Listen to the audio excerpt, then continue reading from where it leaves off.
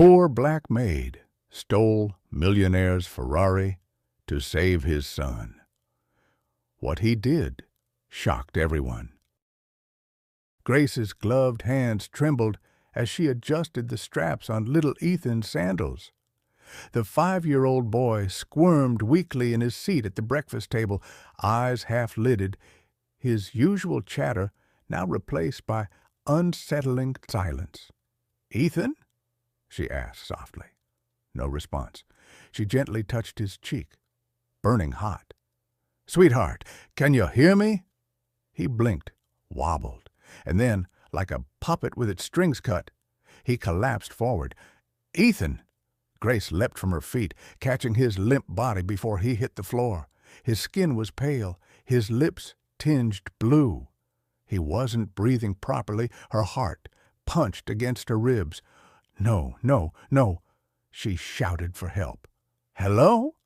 Nothing. The mansion was too large. The cook was in the guest house. The head butler was out with errands. The emergency intercom?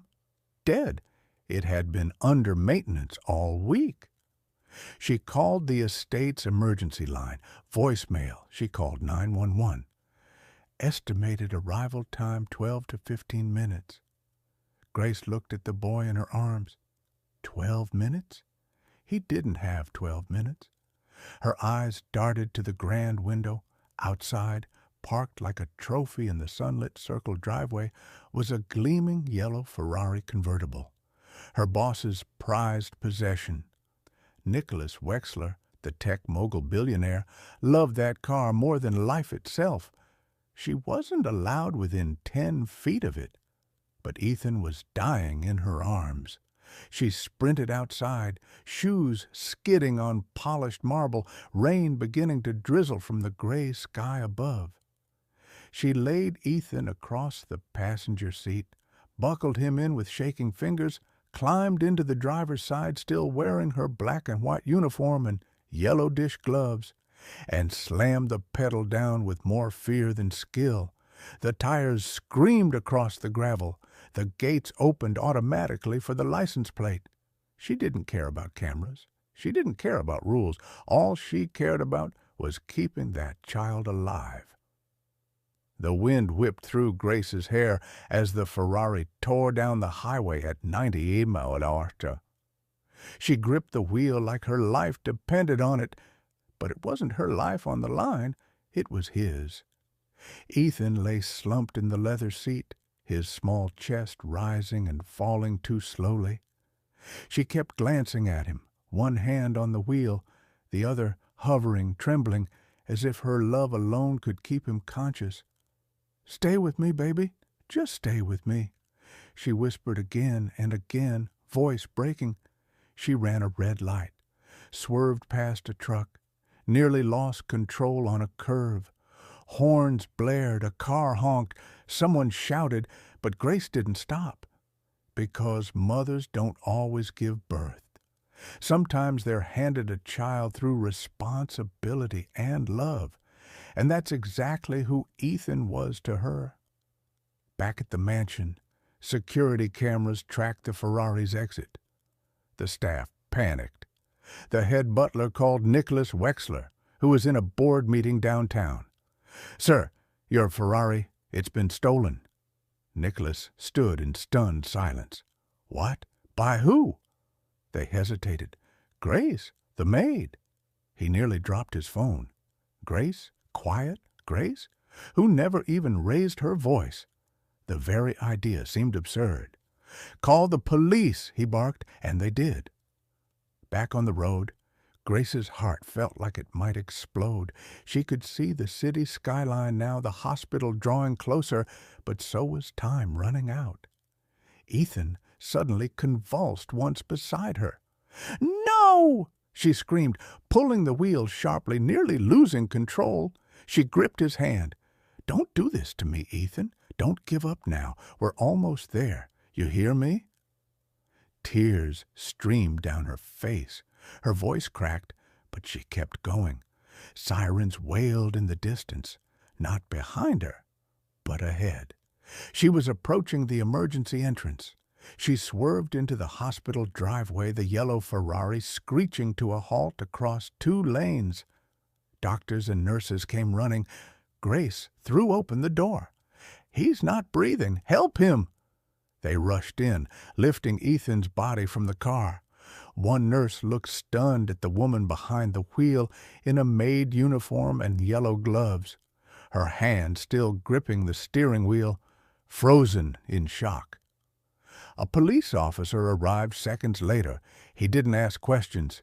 He just shouted, "Ma'am, step out of the vehicle. Hands where I can see them."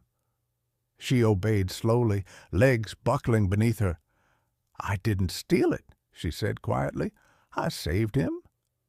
But they cuffed her anyway, and as she stood on the curb, wrists bound, tears running down her face, the last thing she saw before they pushed her into the police car was a nurse shouting, if she hadn't brought him in now, he'd be gone. Nicholas Wexler arrived at the hospital with fury pulsing through his veins.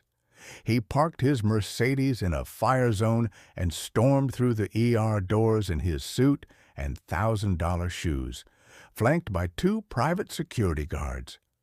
His voice boomed through the front desk. "Where's my son?" The nurse at reception blinked in recognition. "He's in trauma room 2. Doctors are stabilizing him now. He wasn't breathing when he came in." "Who brought him?" She hesitated. "Your maid, Grace." He froze. "Where is she now?" The nurse bit her lip. "In custody. She's in the holding area."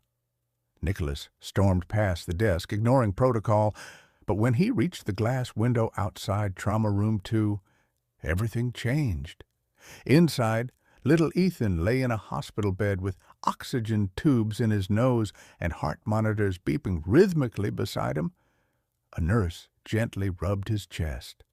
A doctor leaned in to check his vitals. His son's skin looked waxy and weak, but he was alive. Barely. Nicholas pressed a hand to the glass. His voice dropped to a whisper. "Oh, my God." A moment later, the doctor stepped out and recognized him. "You're Mr. Wexler?"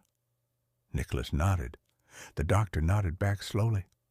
"He had a sudden respiratory collapse. We believe it's a rare allergic reaction, extremely fast and aggressive. If he had arrived even 5 minutes later—" He didn't finish the sentence. Nicholas's mouth went dry. "But he's going to be okay?" The doctor nodded once more. "Because someone got him here just in time." Nicholas turned away from the glass. For the first time that morning, he wasn't angry. He was afraid, and then ashamed. They escorted him down the hall to the side room where Grace sat, hands still cuffed behind her back, eyes red and puffy. Her uniform was soaked with sweat and road dust. Her yellow gloves had been removed, and she sat hunched over like a prisoner awaiting judgment. She looked up when he entered, and for a long moment neither of them spoke. Nicholas looked at her, not just as a maid, but as the woman who had carried his child through death's door in a car she wasn't even allowed to touch. "I didn't mean to steal it," she said quietly. He stopped breathing. I panicked. I called, but nobody answered. The ambulance was too far. I didn't know what else to do. Nicholas didn't move. I buckled him in. I didn't drive recklessly. I talked to him the whole way. I swear I didn't mean— "Stop," he said softly. She blinked. "You saved him." Her breath caught. Is he okay?" Nicholas nodded. "Because of you." Grace collapsed into tears. Nicholas turned to the officers. "Take the cuffs off." "But, sir, now." They hesitated, then obeyed. Grace rubbed her wrists and stood shakily. "If you want to fire me, I understand." Nicholas looked at her for a long time, then said the last thing she expected. "I'm not firing you." She looked up, stunned. "I'm promoting you." By the next morning, the story had exploded. Maid saves millionaire's son with Ferrari hospital run. Real-life hero, housekeeper, risks all to save child. Maid cuffed after rescue until billionaire stepped in. Nicholas held a press conference that evening on the hospital steps. Cameras flashed. Reporters fought for space. Beside him stood Grace in a clean black dress and her hair tied back neatly. He didn't speak from a script. He spoke from his heart. I built $1 billion company on the belief that decisions should be calculated, strategic. But yesterday, a woman in my home made the most important decision of her life, not with strategy, but with love. He paused. She broke the rules, but she saved my son. He turned to Grace. And I will never forget that. She looked down, tears brimming again. Nicholas faced the cameras. As of today, Grace Williams is no longer a maid in my house. She is now Ethan's full-time caregiver and head of our Child Wellness Foundation. Gasps rippled through the crowd. But that's not enough, he continued. I've also donated $5 million to launch the Grace Initiative, a program supporting emergency training for household staff across the country. Because every second matters, and no one should be punished for saving a life. Reporters exploded with questions. But Nicholas raised his hand, signaling one final thought. If you have someone cleaning your floors or watching your children and you think they're beneath you, you're the one who needs help. I nearly lost my son before I realized the most important person in his life wasn't in my boardroom, but in my kitchen. The moment went viral instantly. In the weeks that followed, Grace's life changed completely. She was given her own car, her own apartment near the Wexler estate. She helped design Ethan's new homeschool program and became an advocate for working women across the state. And Ethan? He never stopped asking for Miss Grace, because to him she wasn't just the maid. She was the woman who drove through fear, judgment, and sirens just to save him. If you enjoyed this story, don't forget to give it a thumbs up and hit that subscribe button for more emotional, dramatic, and unexpected tales. And let us know in the comments, where in the world are you watching from? We love hearing from all of you. Until next time, stay kind, stay curious, and keep watching.